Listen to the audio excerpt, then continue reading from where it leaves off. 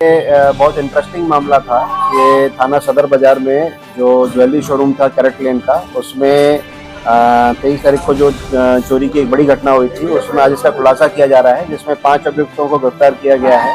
वह हीरे व सोने के आभूषण जो जिनकी मार्केट प्राइस MRP 3 करोड़ रुपए के आसपास बताई जा रही है, वो बरामद हुए हैं और साथ में 45,100 रुपये बरामद हुए हैं। इसमें बरामदगी का जो विवरण है, उसमें 9 नेकलेस, 67 ब्रेसलेट, 17 मंगलसूत्र, 32 जोड़ी ईयररिंग, 2 गले के सेट और ईयररिंग, 18 पेंडेंट, 3 चार्म्स, 90 अंगूठी, 32 चेन, 11 चूड़ी और 45,100 रुपये बरामद हुए हैं। इसके अलावा 40 पीस आभूषण जो है पीली धातु के भी मिले हैं, जिसकी वेरासिटी चेक कराई जा रही है। इसमें जो घटना का विवरण है वो यही है कि 23 तारीख की जो रात थी, जिसमें खासतौर से काफ़ी बारिश का मौसम था और काफ़ी बादल वगैरह गड़गड़ा रहे थे, उस टाइम पे ये चोरी हुई थी। और इसमें जो गिरफ्तार हुए हैं उनका नाम है इरशाद उर्फ काला। ये इस वक्त जो है थाना कलियर जनपद रुड़की उत्तराखंड में रह रहा है।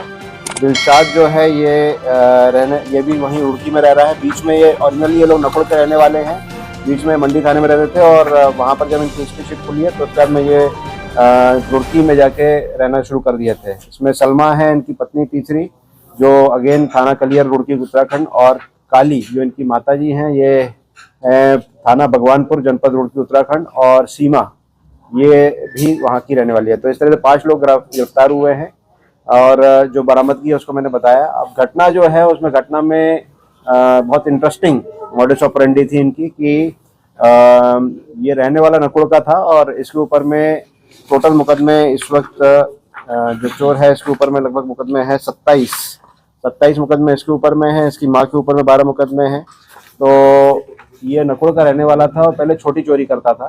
तो इसने बीच में ये फिर जब वहाँ से पकड़ा गया तो इसने फिर मंडी में शिफ्ट हुआ और कुछ साल पहले भी 1 करोड़ रुपए की चोरी हुई थी जिसमें पकड़ा गया था।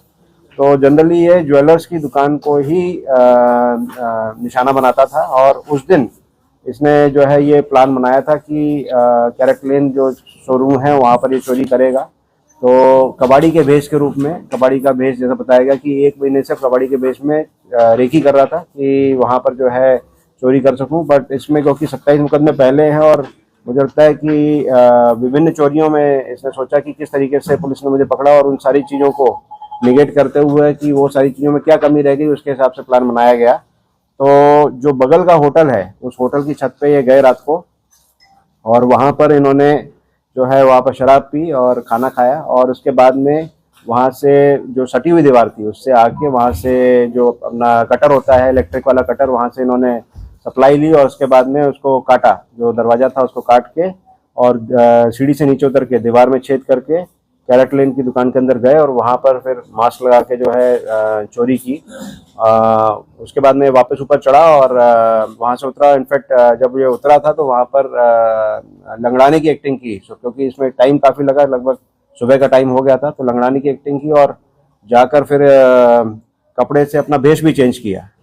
पर हमारी टीमें लगी हुई थी और उसमें कुछ क्लूज हमको मिले, जिसमें टेक्निकल जो सूत्र थे और जो मैनुअल सूत्र थे दोनों का उपयोग किया गया और उससे ये पता चला कि ये वही व्यक्ति है जिसने चोरी की है। और फिर इस पर टीमें लगातार पीछे लगी रही और फाइनली जो है वो सारी चीज़ों को देखा गया और जब इनको सभी को पकड़ा गया तो फिर इनसे जो है रिकवरी भी की गई। सर, चोरी करते समय कितने लोग थे और कितने की चोरी की? ये जो मॉडस ऑपरेंडी है कि अकेले सिंगल पर्सन जो है चोरी करता था और चोरी करने के बाद में जब ये रुड़की गए तो वहाँ पर इन्होंने सोचा कि आर्टिफिशियल ज्वेलरी ले ली जाए, कि मान लो यदि पुलिस पकड़ भी लेगी तो आर्टिफिशियल ज्वेलरी देके जो है उसमें बरामदगी करा के उसमें छूट लिया जाएगा।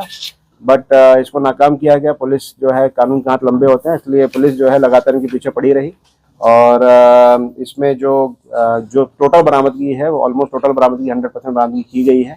और इसमें जो पुराने मुकदमे हैं उन मुकदमों को भी देखा जा रहा है कि उन मुकदमों से भी कोई माल यदि संबंधित हो और इसमें गैंगस्टर की कार्रवाई भी हम लोग कर रहे हैं और फास्ट कन्विक्शन, जो बाकी सारे मामले हैं उनमें फास्ट कन्विक्शन भी कराया जा रहा है।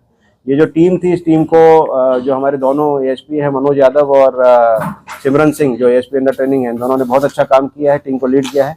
SOG की जो टीम थी वो भी इसमें लगी रही लगातार, उसमें संजीव और जो थानेदार कपिल, इन्होंने भी अच्छा कार्य किया है। सारी टीम ने बहुत अच्छा कार्य किया, बहुत ही ओरिजिनल गुडवर्क पुलिस का है। इसमें सारी टाइप की CCTV एविडेंसेज हो, सर्विलांस हो, मैनुअल हो, सभी का कार्य करते हुए इन्होंने काम किया। इनको सभी लोगों को 25,000 का रिवॉर्ड मेरे द्वारा दिया जाता है। सर इन्होंने मास्क का इस्तेमाल किया, तो वो मास्क कहाँ से लाए थे सर? क्या किसने काम किया? हाँ देखिए, इसमें कहाँ से मास्क लाए उसकी पूछताछ की जा रही है, but at the same time जैसे कपड़े चेंज करना, तो जो कपड़े हैं उन कहाँ पर चेंज किया गया, उनकी बरामदगी भी की गई।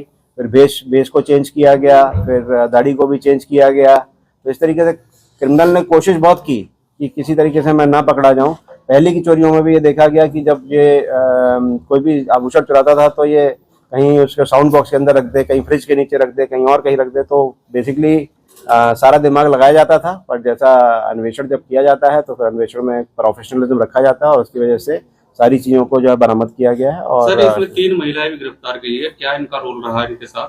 हाँ, इसमें देखिए मेन चोरी जो है वो ये चोर करता था, बट जो ये महिलाएं हैं और जो इसके परिवार वाले हैं वो उसको खपाने में उसको उपयोग होते थे कि दूसरे राज्यों में ज्वेलरी को धीरे धीरे बेचा जाए, जिससे घर का जीवन यापन हो। इनफैक्ट इसने ये भी बताया कि अपना जो है घर वगैरह बनाना चाहता था, तो उस सब के लिए ये बड़ी चोरी का प्लान बहुत टाइम से 6 महीने से ऑलमोस्ट प्लानिंग चल रही थी और उसकी रेकी भी की जा रही थी एक वजह से। तो निश्चित रूप से एक बड़ी घटना थी और उस घटना का अनावरण भी समयबद्ध तरीके से और पूर्ण प्रोफेशनल। चोरी में लगातार काली गैंग सक्रिय रहा है, तो पुलिस द्वारा कितनी इनको प्रतिबंध किया जाएगा, क्या कार्रवाई की? देखिए, इसमें पहले नकुड़ में मुकदमे लिखे गए थे। इसके अलावा यहाँ पर जो हमारा मंडी है वहाँ से हिस्ट्री शीट भी खोली गई थी और क्रिमिनल लगातार मूव में था। इसने जैसा मैंने बताया कि लेटेस्ट ठिकाना जो था वो उत्तराखंड रुड़की का कर लिया था, उसमें फर्द की कार्रवाई भी पुलिस करती है। But at the same time जब अपराधी कोई अपराध करेगा तो पुलिस उसके पीछे रहेगी और उसको वर्कआउट भी करेगी। सर, पुलिस ने गली मोहल्ले के सभी कैमरे खंगाले, कितने कैमरों के खंगाले गए टोटल,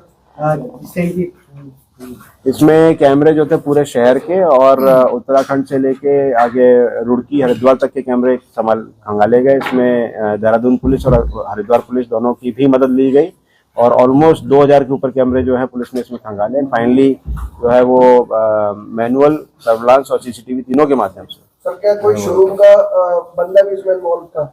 अभी तक जो इन्वेस्टिगेशन हुई उसमें इस तरह की कोई बात नहीं आई है, बट क्योंकि इन्वेस्टिगेशन अभी जारी है तो इसमें हमारा प्रयास ये है कि अब इसमें जल्द इनको कन्विक्शन कराया गया जिससे इनको सजा मिले और इसमें गैंगस्टर की कार्रवाई भी इसी महीने में कराई जाएगी। सर, दरवाजे तोड़े गए हैं, दरवाजे तोड़े गए थे उस समय, उस घटना में दरवाजे कहाँ तोड़े गए? क्या एक व्यक्ति जो अभी तक की इन्वेस्टिगेशन है बड़ा क्लियर है कि एक व्यक्ति ने जो है वो, क्योंकि पूरी रात लगाई है, रात में ही ये वहां पे मौके पे ऊपर आ गया था और उसने जो है जो कटर का काम किया वो भी रात में ही किया, जो पास वाले होटल से इलेक्ट्रिक सप्लाई ली और उसके बाद में दीवार तोड़ने का काम भी अकेले किया। इस वजह से सुबह हो गई, तो काफी लंबा समय रहे वहां पर और क्योंकि उस दिन आवाज काफी थी, काफी बादल जो था उनकी गड़गड़ाहट थी, इस वजह से चोरी करने का मौका मिला। ठीक है सर। दोबारा सर, वो शुरुआत वाली